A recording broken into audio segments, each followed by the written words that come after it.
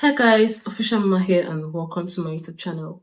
In this YouTube channel, we'll talk about men's relationship and how to get you your dream girl. If you know this kind of content interests you, please hit the subscribe button down below, and with that being done, let's proceed to the video.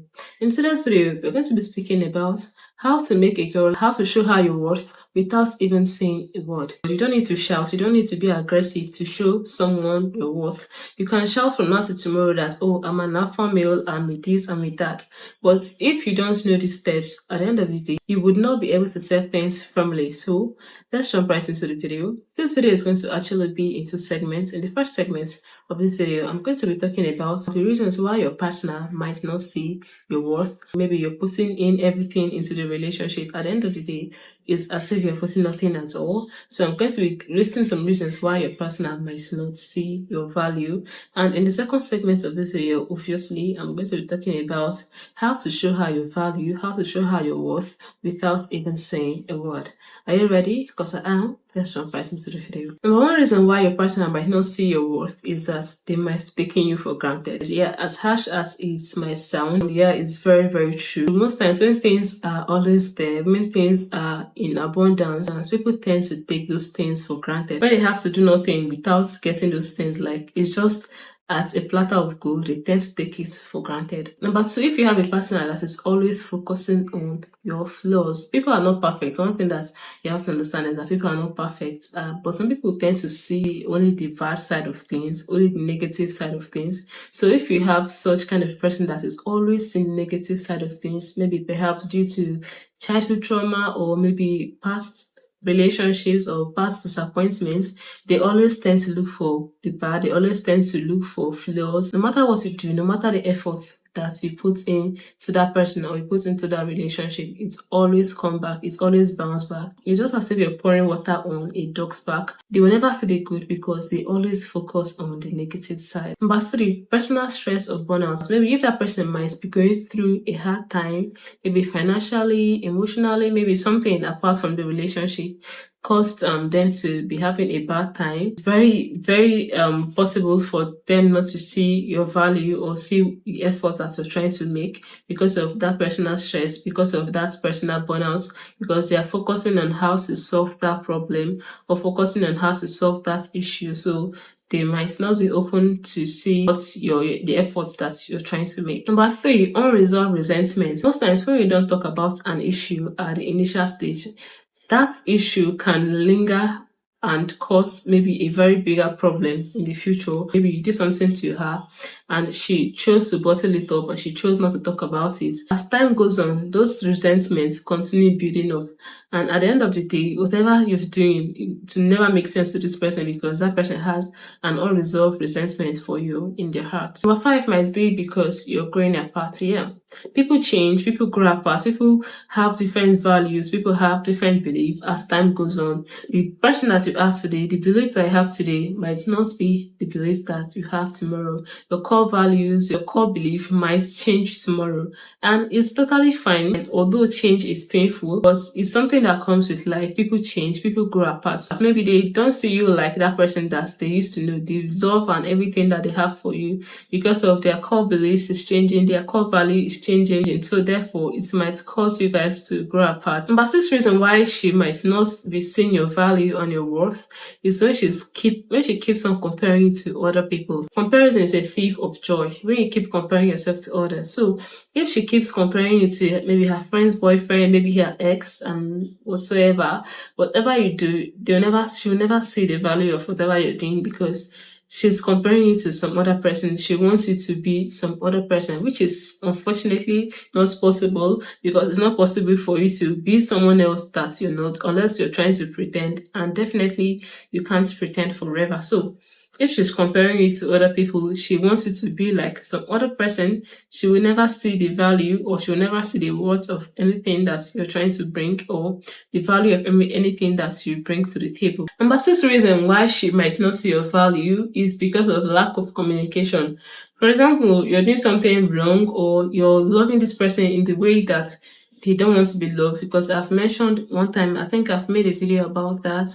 on the 5 love languages. I'm going to still list it here on the screen for you to see. So if someone have this particular type of love language, if the person's love language is quality time and you're giving that person a word of affirmation, the person might not ever believe that you love them because they want quality time and you're telling them, you're giving them words of affirmation. So how can you show a girl your value? How can you show a girl your worth without saying a word? By knowing your words, by knowing your self-worth. Just like what I said, just like an example that I gave one time in one of my videos.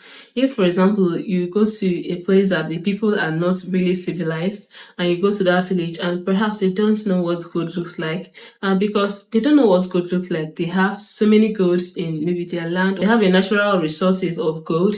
Because of the fact that they don't know the value, you see that thing littered everywhere because these people don't know the value of that item. You have to know your worth before you expect other people to know your worth. You have to value your own self. You have to value your own thing. You have to value your own item. For example, you go to a house and the house is looking unkempt, the house is looking very dirty and scattered.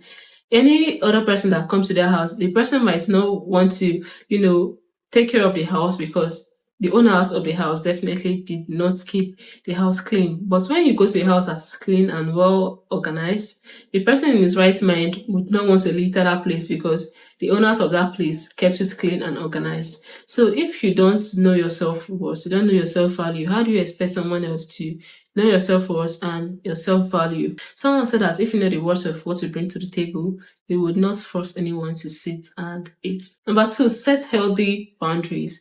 Just like what I said, just like the scenario that I gave. For example, you go to a house and the house is looking clean, the house is looking sparkly and all that.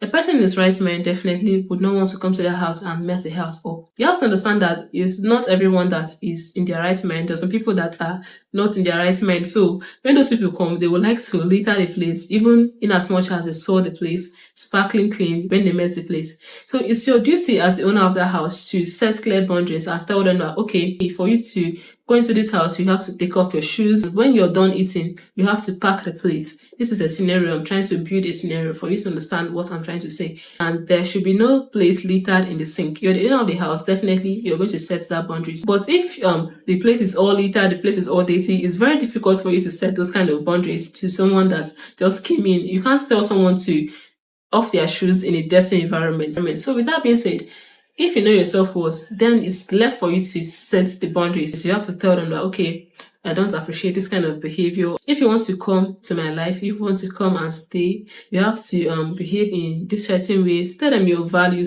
If they want to stay, definitely they're going to uphold those values. They're going to uphold those goals. Believe me, they will do that. But if they don't want to stay, if they feel like it's too uncomfortable for them to uphold those beliefs and value, then it's left for them to use the exit doors. I'm not trying to say you should go and look for heavy rules to surround your life. If you make things too difficult for people, most people would not want to be in your life. I'm not trying to say that you should have unrealistic goals or unrealistic standards, because there's some people that have unrealistic standards and unrealistic goals. But I'm trying to say that you should set realistic goals. But the fact that you're my girlfriend, I don't want to really see you entertain other guys, or you can talk to other guys, but you should have boundaries. Not the fact that, okay, you're in a relationship with this person and this person is seen calling every guy baby, this person is seen hugging every random guy.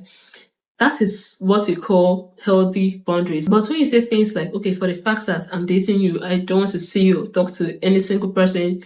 You should not talk to any single person apart from me. You should delete every other person's phone contact or every other person's phone number because I'm dating you. That is unhealthy boundaries and that is unrealistic standards. Number 3, focus on your passions. Not because you say, oh, because I'm in a relationship with someone, you forget about your passions, you forget about your goals, and your sole purpose is this person.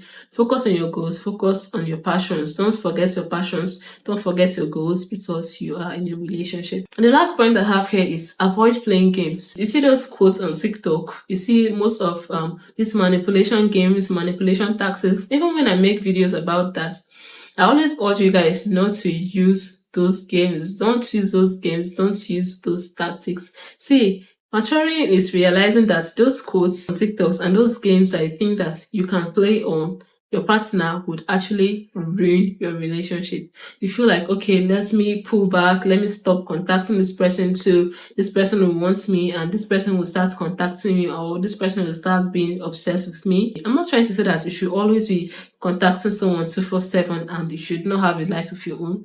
I'm not trying to say that, but when you intentionally say, okay, I want to actually play games to, like manipulate this person's mind or something, at the end of the day, those games might backfire to you and you lose your sense of self-worth and you lose your value, which is not what you want in the first place. So if you're in a healthy relationship, avoid playing games. And if you feel like this person is not what you feel like you want for yourself, and you've communicated to them about their behavior, some behaviors that they actually exhibiting that you don't like and they don't want to change, then it's time for you to exit that relationship for yourself and for the sake of your mental health. Because mental health issues is one of the greatest health issues that anyone can actually have. Protect your mental health at all times.